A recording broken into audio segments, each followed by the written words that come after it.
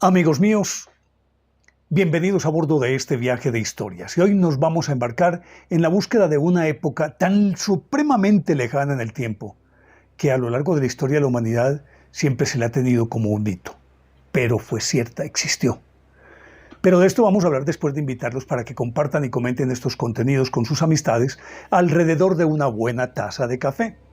Los invito a que se suscriban en mi canal de YouTube, que es Néstor Armando Alzate, y lógico, ese es mi canal oficial. Denle me gusta, activen la campanita para recibir notificaciones. Pues les decía que hemos supuesto que es un mito y nos referimos a la época antediluviana, de antes del diluvio. Y para nosotros, de acuerdo con la historia que nos han contado, son simplemente eso, un cuento, una fábula. Pero 168 versiones existentes alrededor del mundo no pueden ser una fábula. Tiene que tener un trasfondo de realidad. Y de hecho, geológicamente está comprobado que así fue, que hubo un gran evento universal que anegó prácticamente al planeta Tierra. Y los estratos geológicos así lo indican. Pero es un misterio, porque cuando uno mira hacia atrás, a nosotros nos cuentan la historia de Noé, con su arca, todas las especies a bordo, hasta que el agua no bajó de nivel, que ya había tierra firme descubierta, no ancló en el monte Ararat y salieron todas las especies y se repobló la tierra. Y como esa historia de Noé, pues vienen muchas otras que son consonantes con esta, que tienen denominadores comunes que no se pueden soslayar y que uno tendría que pensar que existió alguna conexión entre todas esas sociedades para que hubiese tantos elementos que se identificaran entre sí, partiendo de aquel principio de que en muchas de esas leyendas aparece siempre un personaje, o en todas las leyendas aparece un personaje providencial escogido por los dioses, quienes les ordenan que construyan una nave de X características y dimensiones, que embarquen allí a todas las especies, que se encierren con su familia y que esperen a que baje el agua. En todas aparecen estos, con nombres tan parecidos como Noé, Noú, Noá, entre los griegos de Deucalión y Pirra, Nun, Sin, entre los chinos, y todos ellos ejecutan en la orden de los dioses. El Dios de los israelitas le ordena a Noé que construya esa arca de X características. Los dioses de los sumerios le ordenan a Upnapishtim que construya esa nave. Los dioses griegos le ordenan a Deucalión y Pirra que construyan una nave de esas características, y así por el estilo. Si uno va buscando, siempre existe una orden perentoria de los dioses que, supuestamente irritados por la relajación moral, esa es lo que se conoce disque oficialmente, la relajación moral de los seres humanos, era necesario acabar con esa estirpe, barajar y echar de nuevo y repoblar el planeta. En todas existe ese denominador común, en todas esas leyendas. Si a uno le cuentan una historia, vaya y venga, pero que dos son parecidas, bueno, puede ser coincidencia. 3, concedámosle el beneficio de la duda, pero 4, 5, 6, algo tiene que tener de fondo, algo tiene que tener de real. Y si apoyados en los estratos geológicos que indican que hubo una gran inundación, ya se tiene que dar por hecho que en efecto fue real este desastre. Fue real. Y fue real que extinguió por lo menos la raza humana, y supongo yo que una extinción masiva de animales, exceptuando aquellas parejas que subieron a estas naves mandadas a hacer por los dioses. Y luego vino un proceso de repoblamiento y vuelve a comenzar ese proceso de aprendizaje, de descubrimientos tecnológicos, de la agricultura, de todo esto que ya es característico en las sociedades de hace unos 10.000 años para acá. Pero ¿quiénes eran los que estaban antes del diluvio? Bueno, Estamos hablando de que hubo una civilización que era la de los atlantes, de Lemuria, de Gondwana, de Mu, y que en todas habían unas razas especiales. Y con una característica, y es que en todas las mitologías, siempre aquellos dioses descienden del cielo. En el caso de los israelitas, recuérdese que hay un pasaje en el Génesis que dice que los hijos de los dioses, porque habla de ese Elohim como un plural, se aparearon con las hijas de los hombres. Y así en todas, y que de allí resultó una raza de gigantes. Y esto es similar también en todas las otras mitologías. Lo que nos lleva a pensar que antes del diluvio, la gente que poblaba la tierra era diferente. Era otro tipo de especie superior, digámoslo así, o inteligente. Y si uno se va devolviendo en el tiempo, pues lo que habitualmente se acepta es que el Homo sapiens se habla de él que apareció hace unos 40, 50 mil años, los neandertales hace 300 mil años, el Homo habilis puede remontarse mucho más en el tiempo, pero eran como diferentes a aquellos que pertenecían a una sociedad superior con una tecnología superior. ¿Y quiénes eran? ¿De dónde vinieron? Y a uno le cuentan la historia que la civilización como la conocemos hoy comenzó en Sumeria, en la luna fértil entre el Tigris y el Éufrates. Eso es lo que tradicionalmente se nos dice. Que de ahí apareció toda la civilización, la escritura cuneiforme. Ellos parece que descubrieron, lograron dividir la bóveda celeste en 360 grados. Un montón de conceptos matemáticos que se tardaron miles de años después para poder descubrirlos. Sin embargo, estos ya lo conocían. Y ahí, diríamos, los argumentos suficientes para afirmar, de acuerdo con lo que dicen los científicos, que este pueblo sumerio no vino de ninguna parte, surgió ahí. ¿Quiénes eran? ¿De dónde llegaron? Lo mismo que aquellos antediluvianos. ¿Quiénes eran los atlantes? ¿Quiénes los de Lemuria? ¿Quiénes lo de Gondwana? ¿Quiénes lo de Mu?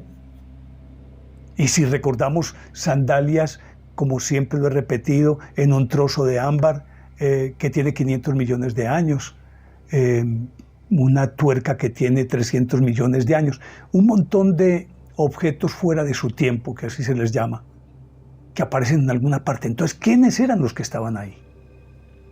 ¿De dónde llegaron? ¿Hasta qué punto?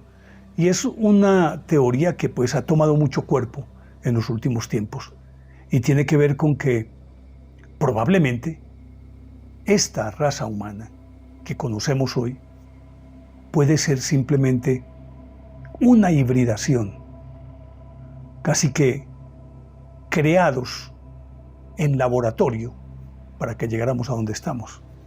Se habla de la teoría de la evolución de Darwin, claro que sí.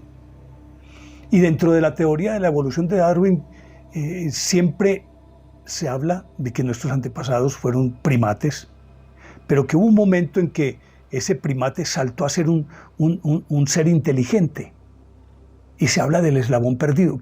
¿Dónde está ese eslabón perdido? Nunca se pudo encontrar el eslabón perdido, el punto exacto entre ese estadio de homínido a ese estadio de Homo sapiens sapiens. Y se supone que el Homo sapiens sapiens de pronto llegó hace 40.000 años, acabó con los rezagos o los residuos de neandertales que todavía no existían y se apoderaron de la Tierra. ¿Cómo? ¿Por qué? ¿A raíz de qué? ¿Cómo fue ese salto tan abrupto en la escala del tiempo como para llegar de homínido a ser humano como sin que mediara ese proceso evolutivo de millones de años que se supone que deben cubrir todas las formas de vida y que es lo que nos enseñaron en el planeta Tierra? Salimos del mar, una célula, luego la célula se vuelve más compleja, se unen, forman organismos más complejos y somos lo que somos hoy justamente por todo eso. Y entonces, volviendo atrás, uno dice, ¿quiénes eran? ¿De dónde salieron? ¿Por qué los dioses, digamos lo que cada una de esas sociedades, dizque de manera independiente esos dioses. Tlaloc, entre los preaztecas, que era el dios de la lluvia y que ordenó que acabaran con todo. Lo mismo que el dios de los israelitas y los demás dioses. Dieron la orden perentoria de que acabaran con todo. ¿Por qué? Acabar con aquella raza primitiva. Si era la raza primitiva o eran los descendientes, aquellos gigantes que de pronto eran a la postre los que habían minado o digámoslo degenerado moralmente toda la raza. Y quisieron acabar fue con esos, que eran tal vez producto de ellos mismos, de aquellos dioses que descendían y eran los civilizadores en todas estas mitologías. En las raíces de todas estas mitologías siempre hay un dios que es el creador, y habitualmente siempre en una dualidad, siempre se enfrentan un dios bueno con un dios malo y hay una pugna permanente por imponerse en todas, mire la que usted quiera, y siempre hay un dios bueno y hay un dios malo, se enfrentan y en principio aparece ganando el dios malo, pero luego termina venciendo el dios supuestamente bueno. Y luego vienen pues todas estas criaturas que pueblan el planeta y llega el diluvio y acaba con todos. ¿Cómo era la medida del tiempo? ¿Cómo se podría entender que fueran extremadamente longevos? Pues resulta que antes del diluvio, si nos remitimos de nuevo, aquella medialuna fértil entre el Tigris y el Éufrates, en donde al parecer surgió toda la civilización. Se habla ahí de unos reyes que gobernaron periodos inverosímiles a todas luces. Y luego del diluvio aparece otro tipo de raza que ya como que se acorta el periodo de vida de cada uno de los individuos. Y resulta que, aunque en principio era una teoría, se lograron encontrar las tablillas cuneiformes, y recuerden ustedes la epopeya de Gilgamesh, en la que se narran todos estos eventos, y en la que se habla de aquellos reyes primigenios de antes del diluvio, y que, yo no sé, gozaban de una tremenda salud. Y entre todos estos documentos que se han encontrado, que han ido reconstruyendo como si fuera un puzzle, un rompecabezas, lo van armando con piececitas, se encontró en un pueblo llamado, cerca Mosul, ya les voy a decir el nombre del pueblo, que se me fue en este momento y lo tengo por aquí anotado. El pueblo se llama Khorsabad, cerca de la ciudad de Mosul, en Irak. Encontraron lo que llamaron la lista de los reyes antediluvianos de Sumeria. Y entre ellos, la cronología de los primeros reyes, que está en una especie de cilindro de 20.5 centímetros de altura. Y allí, en escritura cuneiforme, aparece en la lista de aquellos reyes antediluvianos, con unas edades inverosímiles. Yo tengo aquí los datos. Y entonces dice que, lo que dice pues este cilindro que se llama el WB444 y está en el Museo Británico. Y dice lo siguiente: después de bajar la realeza del cielo, Eridu se convirtió en la sede de la realeza. En Eridu, Alulín reinó 28.800 años como rey. Alargar reinó 36.000 años. Dos reyes reinaron 64.800 años. Eridu fue abandonada y la realeza se trasladó a Badtivira. En Badtivira, en Menluana reinó 43.200 años. En Mengalana reinó 28.800 años. Dumuzi, el pastor, reinó 36.000 años. Tres reyes, entre ellos tres, reinaron 108.000 años. Badtivira fue abandonada y la realeza se trasladó a Larak. En Larak, en Sipasianna, reinó 28.800 años. Un rey reinó 28.800 años. Larak fue abandonada y la realeza se trasladó a Sipar. En Sipar, en Meduranna, reinó 21.000 años como rey. Sipar fue abandonada y la realeza se trasladó a Shurapak. En Shurapak, Ubar-Tutu reinó 18.600 años como rey. Total, 5 ciudades, 8 reyes reinaron 241.200 años. Entonces, dice el documento, el diluvio barrió la tierra. Explíquenme cómo puede entenderse que estos reyes llegaran a reinar 241.200 años. Imagínense ustedes.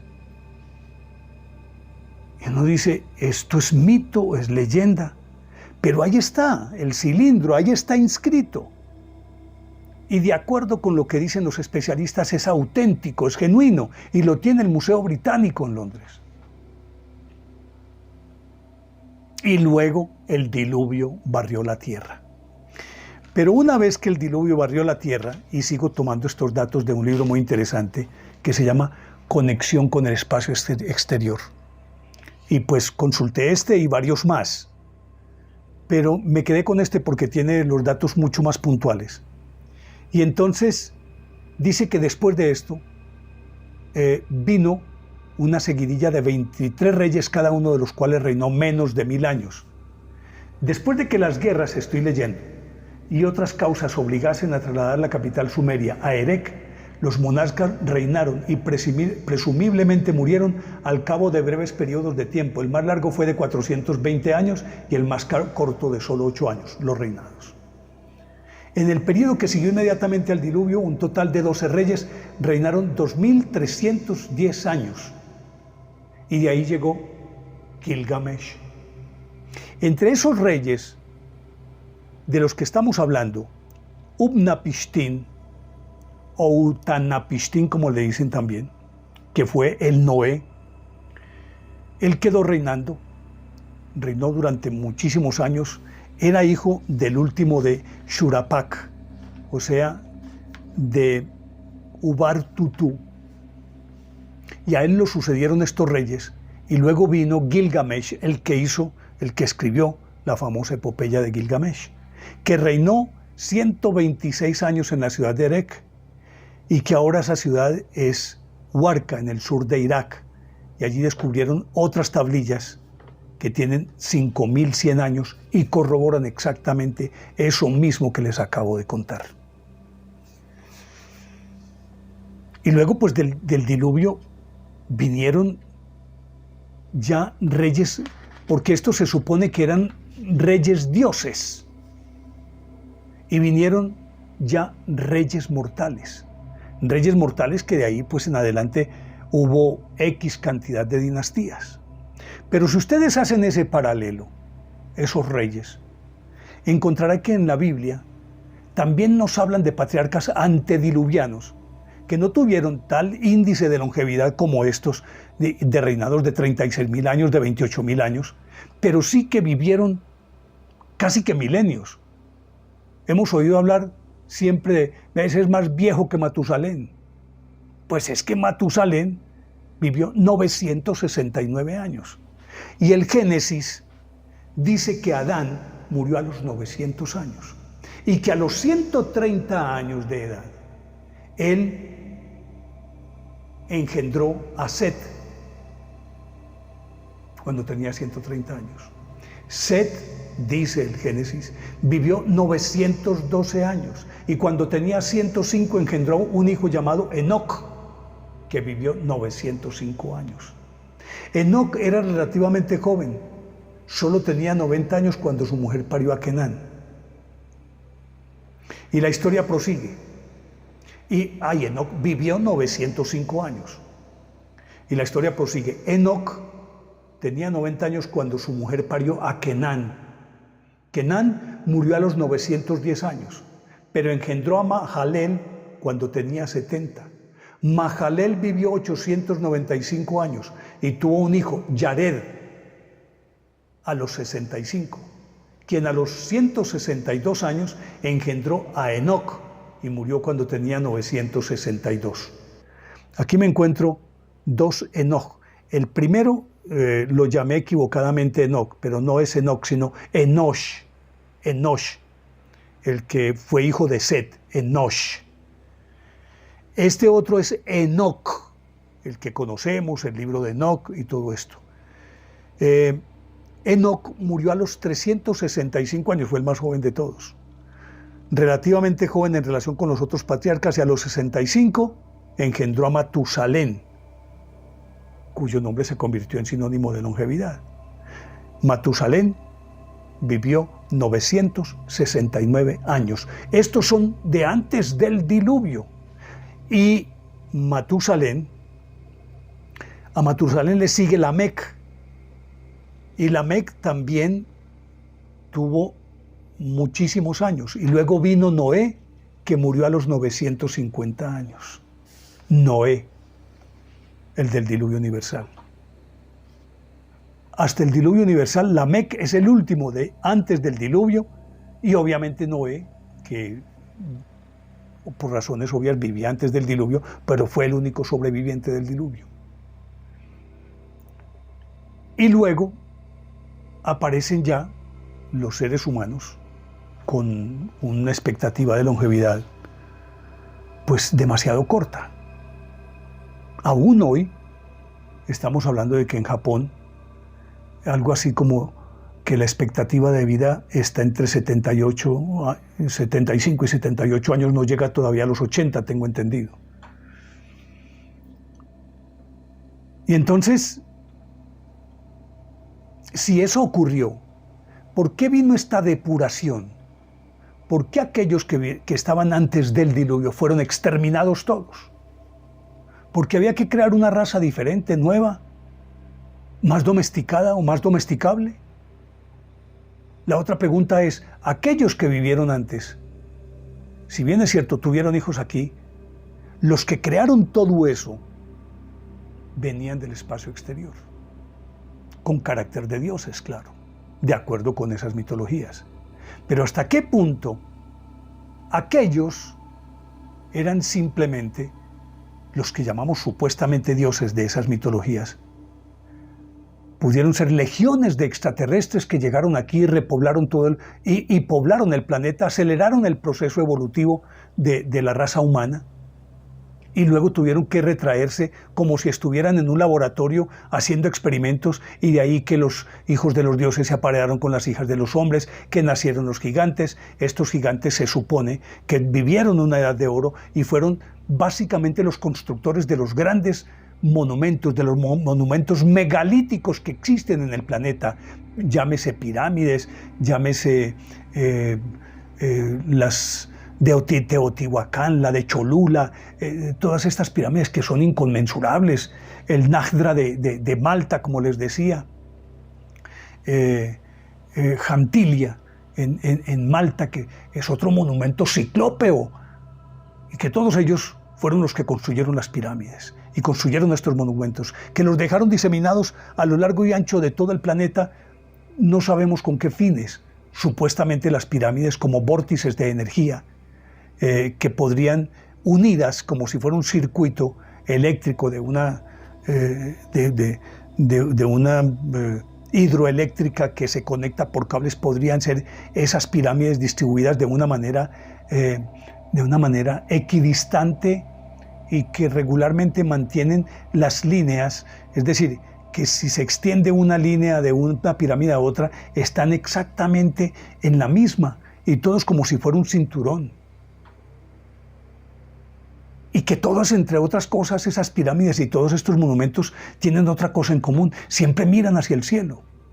¿De dónde aquellos conocimientos astronómicos? Y regularmente todas, Stonehenge, la pirámide de Kukulcán, Teotihuacán, Tiahuanaco, y sigan todas, sáqueme la que quiera, Baalbek, todas esas construcciones megalíticas siempre están relacionadas con el cielo, y particularmente con los equinoccios y los solsticios, que son como un reloj cósmico que miden el comienzo y el final de los años, el comienzo de las estaciones, que señalan el solsticio, ya sea el día más largo y la noche más corta en el hemisferio norte, que es el 21 de junio, y al contrario, en el hemisferio sur es la noche más larga y el día más corto, los equinoccios que son exactamente los días de la misma duración. Es decir, ¿de dónde estos conocimientos astronómicos? Supuestamente se les adjudica la paternidad de todos aquellos monumentos megalíticos a las civilizaciones que vinieron después del diluvio. Pero si todo acabó con el diluvio, ¿cómo aquellas sociedades primitivas que tuvieron que levantarse de la nada, que tuvieron que partir de nuevo desde ser nómadas, bajarse de los árboles, empezar a seguir la ruta de las frutas, luego descubrir la agricultura, escasamente construir tiendas o abrigarse en cuevas y luego tiendas y posteriormente edificaciones ya con ladrillo ordinario o con piedras? Y luego ese proceso, ¿cómo me van a decir que una sociedad inmersa en el neolítico pudo construir una pirámide como la de Keops? Eso es imposible. Con esto lo que quiero decir es que todas esas construcciones estaban ahí cuando aparecieron todas estas sociedades que escasamente trabajaban con cuchillos de piedra o con palos, que no tenían rudimento alguno de civilización ni de tecnología, sino que simplemente, a decir de muchos especialistas ahora, es que ellos cuando llegaron todo eso estaba ahí. Y lo único que hicieron fue tratar de aprender un poco o rescatar ese conocimiento olvidado, algunas veces para reformar un poco o tratar de imitar. Y regularmente cuando uno encuentra estas construcciones, habitualmente cerca encuentra otras que son de una fecha posterior, sí realizadas por estas sociedades que ya estaban en ese proceso de aprendizaje tecnológico, pero las construcciones nuevas no se comparan con absolutamente nada con las anteriores. Y no, esta la hicieron unos genios y esta la hicieron una sociedad primitiva. Es decir, arquitectónicamente no se pueden comparar, aunque puedan hacer cosas muy grandes, pero ni punto de comparación con las anteriores.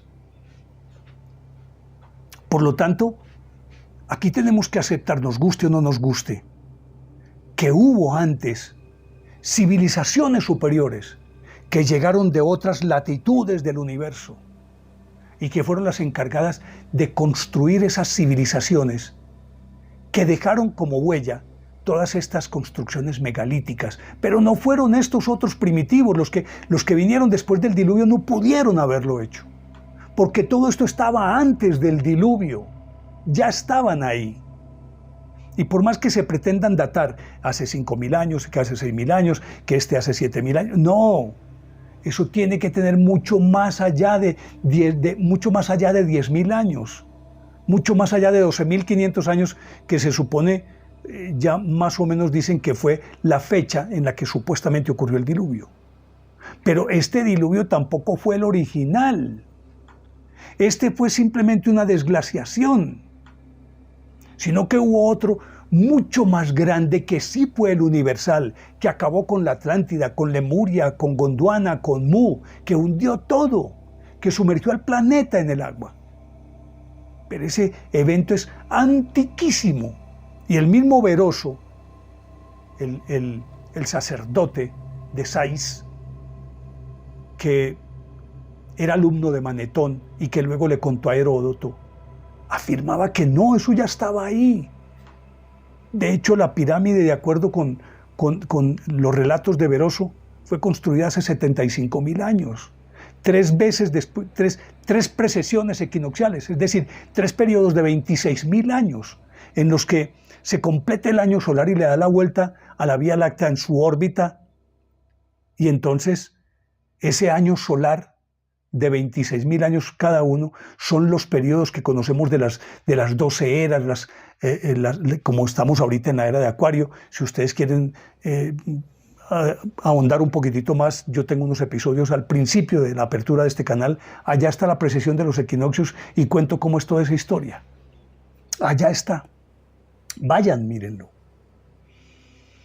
Entonces, si las pirámides fueron construidas hace 75.000 años, es perfectamente creíble que algo parecido haya ocurrido con el resto, con Tiahuanaco, con Sacsayhuamán, bueno, con todas esas construcciones que siempre nos preguntamos, ¿quién las hizo? ¿Cómo las hicieron? ¿Cómo pudieron haberla hecho con la tecnología que poseían? El conocimiento que poseían. Simplemente los que ocuparon esos espacios después del diluvio llegaron a un sitio donde ya todo estaba listo. Y que tal vez recuperaron algún conocimiento de sus antepasados. Porque una vez que pasó el diluvio, observen ustedes también como coincidencia que en todas las sociedades aparecen dioses civilizadores, el Viracocha de los incas, el Quetzalcóatl de los aztecas, correspondiente al Cuculcán de los mayas, Enlil, el dios de los sumerios, y todos van apareciendo como dioses civilizadores que vuelven y les enseñan a estos pueblos los rudimentos sociales, los rudimentos de la agricultura, los rudimentos de la construcción, las bases de todo, se los enseñan, dioses que civilizan a esas sociedades primitivas. Y que tal vez, como tienen los conocimientos previos esos dioses civilizadores, que podrían ser perfectamente bajados de las estrellas, como dicen en todas las mitologías, que siempre descendieron de los cielos en dragones, en serpientes y en aparatos voladores, aún barcos, porque no tenían otra forma los antiguos de definir una nave espacial, que podían decir que era un barco, y todos ellos llegan después de aquella destrucción y vuelven a comenzar a enseñarle a los seres humanos los rudimentos de la civilización. A mí esto siempre me ha sorprendido, todo esto. Y necesariamente después de indagar, buscar, leer por aquí, por allá, con esta curiosidad que mantengo, y atando cabos, yo digo, no, esto no puede ser de otra manera. Aquí hay un antes y hay un después. Antes hubo civilizaciones, entre las cuales hubo luchas, porque siempre está presente también ese elemento de la lucha entre el bien y el mal, buenos y malos. Se dice que lo de los atlantes fue también posiblemente una conflagración atómica, como lo que sucedió en la India con los famosos vimanas y aquellas armas letales. Y así por todas partes encontramos esa lucha entre el bien y el mal. Y entonces llegan dioses civilizadores buenos que enseñan las bases fundamentales de la construcción de cualquier sociedad, pero siempre hay una entidad mala que trata de boicotear todo eso. Siempre ha ocurrido así, siempre ha ocurrido ahí. Y entonces aquí la última pregunta que queda es, ¿se corresponde esto a fuerzas provenientes de cualquier otra parte del universo? Y no tengo que hablar específicamente de extraterrestres de acuerdo con la concepción que tenemos de ellos, enanitos de ojos verdes saltones con cabeza de pera en forma invertida, el otros rubios que parecen nórdicos, los de Zeta Reticuli, los de las Pléyades y yo no sé qué. No, estamos hablando de entidades más allá que extraterrestres, es decir, extraterrestres porque son de fuera de la Tierra, pero más bien entidades espirituales. ¿Será que sí? ¿Será que esto tiene que ver con las distintas dimensiones que interactúan con nosotros de tanto en tanto cuando se dan determinadas coordenadas? ¿Será que sí? ¿Será que son sociedades que pueden venir del futuro, viajan en el tiempo? ¿Será que sí? Yo no sé. Pero lo que sí es cierto es que el diluvio universal, pero no este de hace 10.000, 12.000 años, sino uno que hubo mucho antes, que es desde donde salen todas estas cosas.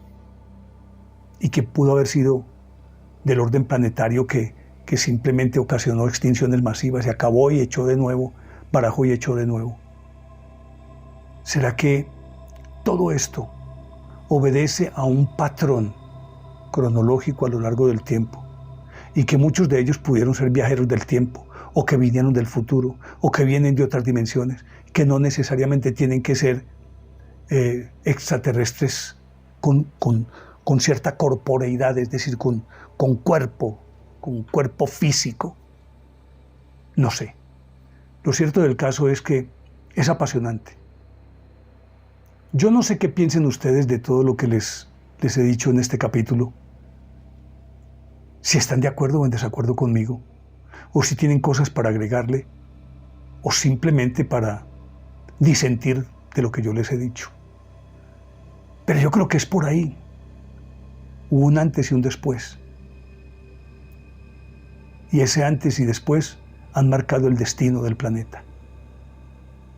Y lo que a mí, pero esto ya es una opinión personal, es mi opinión personal,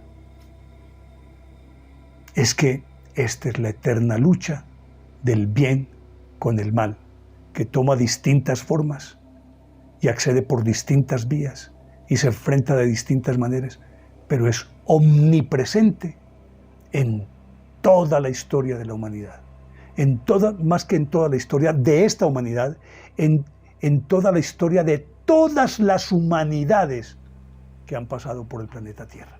Pero ahí les dejo esto. Espero que les haya gustado.